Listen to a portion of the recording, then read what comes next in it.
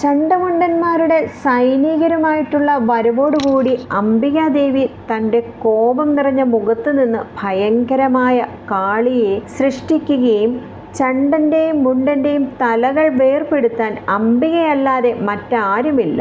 മഹാകാളി ആ ദൗത്യം നിറവേറ്റും.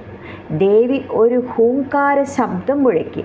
ചുറ്റുപാടുമുള്ള പ്രദേശങ്ങൾ ഭയചകിതരായി വിറച്ചു. ഉണങ്ങിയ വിറകുകൾ ചാരമായി മാറി. ദേവിയുടെ തീക്ഷ്ണമായ നോട്ടത്താൽ സൈന്യം കത്തിച്ചാമ്പലായിപ്പോയി. ഈ പ്രാരംഭ പരാജയം ഇങ്ങനെ ഉണ്ടായപ്പോൾ ദൈത്യ സഹോദരന്മാർ, അതായത് ചണ്ഡമുണ്ട സഹോദരന്മാർ, അവരുടെ സ്വന്തം ശക്തനായ രുരുവിനെയും പുതിയ അക്ഷൗഹിണികളുമായി അയച്ചു. സേനകൾ ഈ സ്ഥലത്തിന് സമീപത്തേക്ക് നീങ്ങിയപ്പോൾ തന്നെ ദേവിയുടെ വാഹനം പർവ്വത ഗുഹയിൽ നിന്ന് ചാടിയിറങ്ങി. ആനകളും കുതിരകളും രഥങ്ങളും പടയാളികളുമായി എത്തിയ ചണ്ഡമുണ്ടന്മാരുടെ